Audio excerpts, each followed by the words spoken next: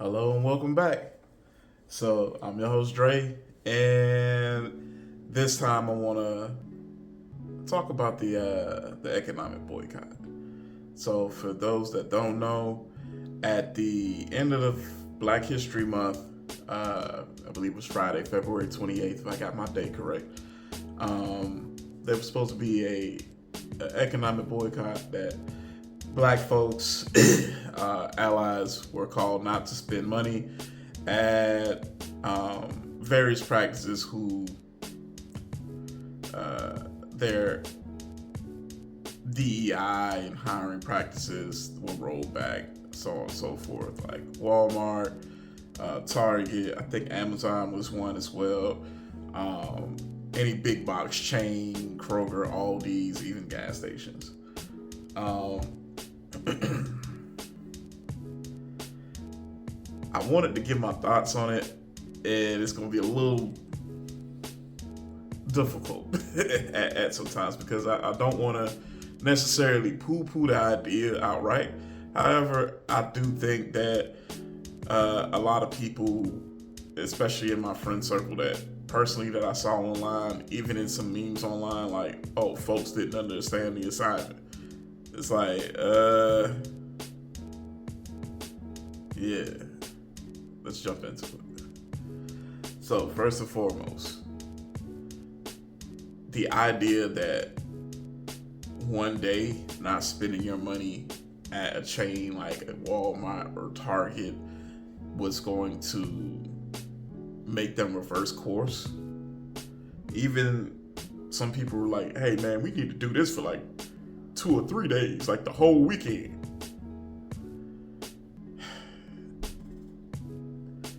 It fundamentally misses, it fails to understand how these companies operate.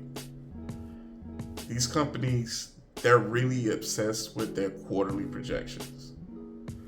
So as long as they're hitting their sales, their revenue targets that they got for their quarterly projections, honestly, that's kind of all they care about. So it becomes one of those things to where, how do you hurt them?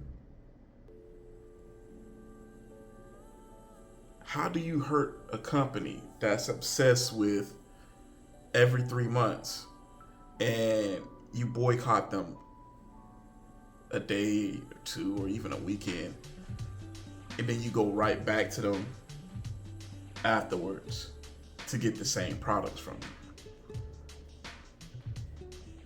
All you've done is shift volume from one day to another.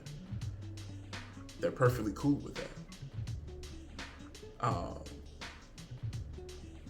Not to say that the idea of a boycott is one that is inherently flawed or something. It's not. In order for a boycott to be successful, there are a couple things that have to occur. You have to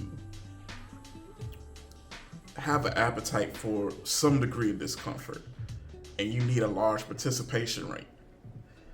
And automatically, I think you kind of see right offhand right now where this is going. Like, I think a boycott, like say the Montgomery bus boycott of the 60s, that it lasted over a year.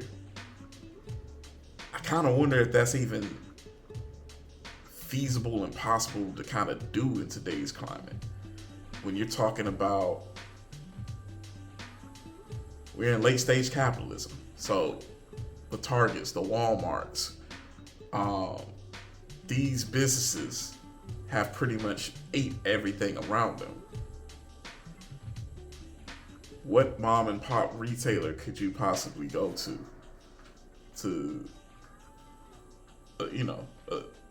get some of these needs met? Online, I guess you could say it's a little bit different because it kind of equalizes a little bit to a degree. But if you know of online retailers, or even if there's certain products that you get from black businesses that might have been in those stores, that it provides you an option to still get what you need and to support black businesses. Which was the other part of it, which I heavily agree with. A lot of people were posting restaurants, businesses that provided certain services. And I feel like we need to be doing that every day. Why are we giving our money to people who hate us? I understand. A large part of it is convenience. A large part of it is availability. But it does go to show you that if there are alternatives that are really readily available to you locally, I do think you need to consider patronizing those alternatives a lot more. Because if if at the end of the day we're giving our money to people who are antithetical to us, or people that are doing things, frankly, that we don't agree with, we're supporting that. And, the big thing of it is, by patronizing these businesses, we're supporting black businesses that are going to be more apt to give back to community and local causes, support some of the things that we do, and frankly, to hire and provide jobs to help spur economic activity in our neighborhoods, and hopefully be able to create thriving communities someday in the future. I think it's easier for certain businesses to kind of move in and set up shop. I would love to see. Oh Lord, that name just escaped my mind. But I would love to see a black bank move into a black neighborhood district. I would love to see a neighborhood with a black public school. I see black public school, black private school. I would love to see a neighborhood that has a local black grocer. I would love to see that. Because now at that particular point in time, you kind of have the ingredients for some degree of autonomy to kind of do your own thing in your own district, versus, hey, I'm going over here, going over there, spending my money with a bunch of folks who profile me, who frankly don't really even like me that. But yeah, I think we should always be cognizant of where we're spending our money. But in terms of this boycott thing, DEI, I've already given my thoughts on it. I don't really feel it's the big issue for us that a lot of media paints it to be. But I do understand people's feelings about it and whatnot. My only thing is this: if you want to be effective, I feel it's a lot like losing weight. The same way eating granola bars today, but going back to your regular eating habits the following day isn't gonna be very effective. That's kind of what you're doing when you announce an end to your boycott. It's, hey, I'm not rocking with you for a couple days, but I'll be back though. And if I'm Walmart, if I'm Target, my response is like, cool. I'll see you when you come back. Which, hey. I feel in order for a boycott to be effective, have to have some degree of appetite in the populace for some degree of inconvenience.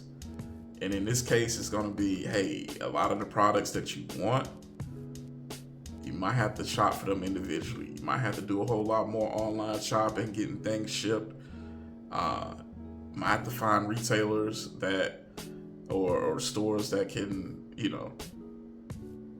carry some of these things. It might mean, instead of one trip to the store, 4 or 5 trips to different stores, or ordering a lot more online, so on and so forth.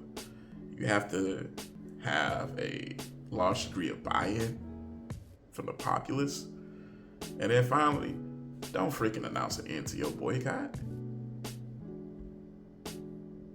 Especially when you're dealing with large corporations. If the goal is to hit their bottom line, and hit their bottom line. And finally, if you want people to boycott, provide some alternative for them. Because a boycott is a life change. It's a sustained life change until you get your end result. I guarantee you, if you went 6-7 months with half of black folks not shopping at Walmart, Target, such and such, yeah, they would feel that. You would see that. Some of those quarterly earnings projections would have to be adjusted. It would. It's undeniable. A day, 2 days, and you go back to doing what you was doing before.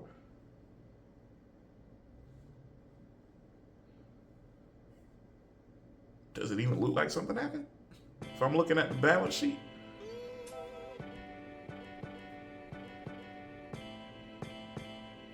so that's my 2 cents on it. I feel like there's a lot of energy, especially with opposition to Trump, which I understand, which I get. I mean, I even kind of have questions with how this came about anyway. It just seems like it popped up out of nowhere. But hey, I think those are the things that we need to focus on if we want to be serious about using economic power to try to leverage policy and change with certain entities that we interact with. We have money. We spend money. And there's power in choosing where to spend your dollar. And I think we need to be conscious of that, even if not doing a large scale boycott. This, as individuals, to be conscious of who am I spending my money with that hates me. Because to some degree, we all are doing it. It's just a matter of, being aware and either being cool with it or finding alternatives. But that's my 2 cents. Let me know yours down below. Don't forget to like, comment, share, and subscribe. Peace. I'm out.